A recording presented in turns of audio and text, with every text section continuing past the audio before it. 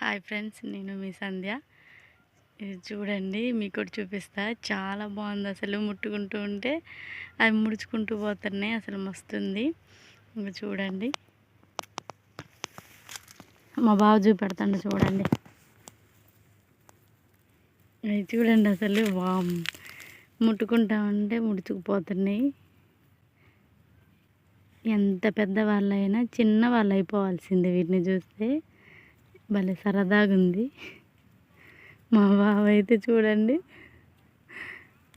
ఎంత ఎంజాయ్ చేస్తాడో. ఇవన్నీ అవి మేమైతే కోయడానికి అయితే వచ్చాం. మామిడికాయలు చూడండి, 20 ఎకరాల తోట ఎంత పెద్దగా ఉందో. కాయలు మాత్రం మామూలుగా లేవు. అతి పెద్ద చెట్లు అయితే మా ఉన్నాయి.